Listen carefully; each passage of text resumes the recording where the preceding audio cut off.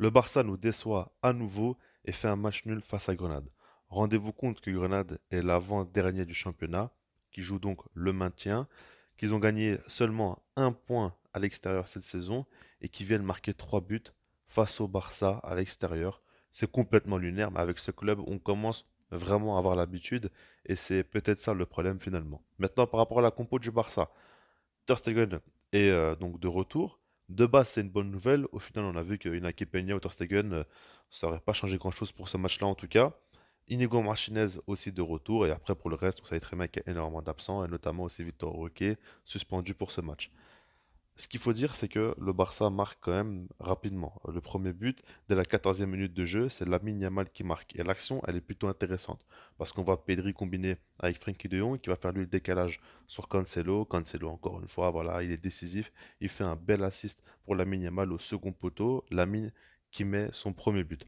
Et ça, c'est intéressant parce qu'en soi, on a vu beaucoup de phases de jeu en dehors de ce match où Lamine Yamal recevait des centres sur son côté au second poteau, mais constamment il était mal placé. Il n'allait pas justement vers le but, il était un peu trop désaxé. Et là, il a très très bien suivi le ballon, était très bien placé et c'est comme ça qu'il a pu marquer le premier but. Parce qu'en soi, il ne faut pas non plus uniquement qu'il progresse en termes de finition. Si jamais son placement est meilleur, s'il comprend mieux le jeu, ça va lui faciliter beaucoup les choses et là, ça a été le cas. Donc à ce moment-là, tu mets le 1-0 et puis tu vois que le Barça joue de manière plutôt tranquille dans les premières minutes, bah, tu te dis que ça va dérouler, qu'on va regagner un peu de confiance. Il y avait 2 victoires de suite, ça pourrait être la troisième. Pourquoi pas de belles actions, de beaux jeux comme ce but qui a été très beau. Mais non, évidemment, c'est pas si simple que ça. Grenade a mis en avant un pressing avec un bloc haut sur le terrain et ça a beaucoup gêné le Barça. Ce qui m'a gêné, c'est le fait qu'ils n'ont pas mis non plus une grosse intensité et pourtant le Barça n'arrivait pas forcément à sortir des ballons. On s'en remet à Pau Barcy, 17 ans seulement, qui doit s'occuper des relances. Il le fait très bien. À certains moments, vraiment, c'est impressionnant. Il peut casser souvent 2 lignes en une seule passe. Donc ça, c'est vraiment excellent pour lui. De Jong redescend, fait de belles choses, ok, mais on voit que collectivement, cette équipe-là du Barça n'arrive pas trop à casser ce pressing. Ça fait qu'ils sont souvent sous pression, et souvent, on n'arrive pas à trouver l'homme libre, on n'arrive pas à partir de l'arrière et créer de bonnes situations sans forcer avec du jeu long. Donc le Barça a eu sur pas mal de séquences beaucoup de jeux longs et ça ressemble plus à rien. Tu joues sur la minimale en profondeur alors que sa vitesse est son plus grand défaut. Tu le forces à faire de grosses différences individuelles. Et puis, bah, on sait que Lewandowski, bah, il a quelques petits problèmes aussi pour créer du jeu. Donc en attaque, il n'y a pas grand monde et voilà, tu ne le mets pas en avant non plus. Maintenant, bon, cette équipe-là de Grenade met pas mal de buts et vraiment, j'aimerais quand même parler de Ter Stegen parce que son match, il est abominable. Il est catastrophique son match. Limite, il fait pire qu'Inaki Peña et franchement, ça me désespère. Moi, je sais plus quoi dire pour ce club. Je sais plus quoi penser, c'est complètement fou. Inaki Peña, il te fait des matchs dramatiques. Tu te dis que enfin Ter Stegen va revenir. Il a le brassard de capitaine et regardez ce qu'il fait. Regardez comment il est fébrile sur chaque relance, à croire qu'on joue en finale de Ligue des Champions face au Bayern, face à City, face au Real. Non, c'est Grenade à domicile. Il est stressé, il est paniqué, il rate ses relances plusieurs fois, il est très fébrile comme je l'ai dit, et puis ben, il fait aucun arrêt. Il encaisse un but premier poteau comme d'habitude, il ne sort pas sur le centre de Grenade, et ensuite encore une fois le ballon est sur lui, il n'arrive pas à faire l'arrêt. Voilà quoi. Ter Stegen, c'est catastrophique, et vraiment il m'a dégoûté sur ce match-là, parce que c'est pas digne d'un capitaine du FC Barcelone tout simplement. Maintenant, bah, ce qu'il faut aussi prendre en compte, c'est le fait qu'il y a une action à un moment donné où Lewandowski est tout proche de marquer un but. Il y a une action qui est vraiment magnifique. Où tu as Lamine Yamal qui propose du beau jeu sur son côté. Il va trouver Pedri. Pedri qui va combiner avec Gundogan. Une magnifique talonnade. C'est vraiment du beau football. Ce Gundogan, il va trouver second poteau Lewandowski qui est seul face à la cage et qui frappe sur le poteau. 2 minutes plus tard, c'est Grenade qui marque. À ce moment-là, c'est 1-1.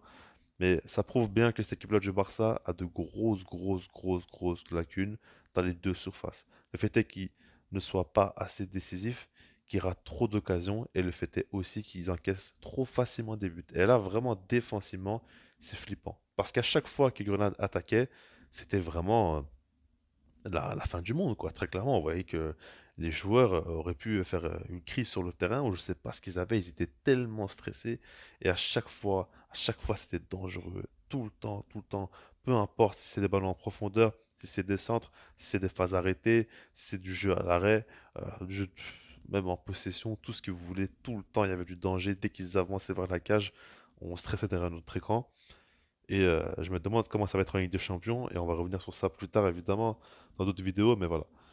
Après, bon, ce qui se passe, c'est que Lewandowski, à un moment donné, il met un but, et l'action est belle, encore une fois, hein. C'est l'utilisation du troisième homme, où tu vois que Cancelo va trouver en profondeur Gundogan, qui va faire une remise tout de suite à Lewandowski, qui est face au jeu. Le gardien fait n'importe quoi sur sa sortie, donc Lewandowski arrive à marquer. Et puis donc, tu vois que 4 minutes plus tard, c'est encore une fois Grenade qui marque. Ter Stegen, évidemment, qui n'est pas capable de faire un arrêt pour son équipe et de servir à quelque chose. Honnêtement, si c'était pour proposer ça, fallait laisser Inaki Peña, hein, parce que là, je suis choqué qu'il ait pu faire un match pire qu'Inaki Peña, alors qu'Inaki Peña, je trouvais qu'il était vraiment, vraiment, vraiment, vraiment, vraiment pas du tout au niveau. Mais bon, ensuite, tu as Lamine Yamal qui met un but. Moi, je veux dire, la vérité, pour moi, il y a faute hein, quand il récupère le ballon, mais on va se contenter de ça. De toute façon, la Liga est déjà perdue pour le Barça, ça vaut plus rien ce but-là. Mais pour lui, évidemment que c'est excellent parce qu'il met un doublé, parce que ce but-là aussi, il est magnifique, hein. C'est une frappe extérieure de la surface qu'il le met au premier poteau, il la place parfaitement. Non, ce joueur-là, il est exceptionnel. J'en parle souvent, hein, je vous le dis, on s'en rend pas compte de la chance de l'avoir dans ce club parce que le club va mal justement à l'heure actuelle. Mais le talent de ce gars-là est juste inhumain. C'est de la folie. C'est de la folie, folie, folie. Il a seulement 16 ans et il a déjà un niveau stratosphérique. Je sais pas jusqu'où il va aller, mais en tout cas pour moi, il n'a pas vraiment, vraiment de limite. Et j'ai l'impression qu'aujourd'hui, il est un petit peu inconscient de son niveau, inconscient du fait qu'il soit aussi fort comparé aux autres, mais le jour où le collectif va être un peu plus sain, le jour où il va commencer à prendre un peu plus de confiance en soi, enfin, c'est pas vraiment une question de confiance, c'est surtout une question de prise de conscience que c'est lui, vraiment, c'est lui, c'est Lamine Yamal qui va faire ce qu'il veut de ce Barça, s'il continue comme ça. À ce moment-là, je pense qu'on ne pourra plus l'arrêter et qu'il fera des saisons, il marquera énormément de buts parce que c'est un joueur vraiment qui a toutes les qualités. Tout, tout. Pour un attaquant, c'est assez dingue. Maintenant, voilà, le Barça met la pression en fin de match, mais n'arrive pas à marquer. Et ça se finit sous le score de 3 buts partout. Et tant mieux en soi qu'on ne gagne pas ce match-là, parce que c'est pas bon aussi de toujours devoir tout donner en fin de match. En plus, tu vois que Xavi, à chaque fois, il fait des choix, mais cataclysmiques. Quand il met Rafinha à latéral gauche à la place de Cancelo, j'ose espérer que Cancelo ait une douleur, une gêne ou quoi, parce que sinon, le choix, il est abominable. J'aurais préféré qu'ils mettent Hector Fort en tant que latéral gauche et Rafinha plus haut sur le terrain, enfin un truc un peu plus cohérent, mais là ça sert à rien ce qu'il fait. Franchement, ça sert à rien parce que Cancelo il fait un très bon match. Puis tu vois que, ouais, il sort Christensen, il met Fermin Lopez encore, ça va, mais ouais, à un moment donné aussi, il sort Pedri pour mettre Margouillou. Bah, des fois, tu te dis que ouais, il met juste des attaquants pour qu'il y ait des attaquants et pour marquer des buts, alors que le football, c'est pas ça, et que en soi, il te reste encore un quart d'heure, tu peux faire quelque chose, t'es pas obligé d'être aussi stressé comme ça et de devoir te précipiter à ce point.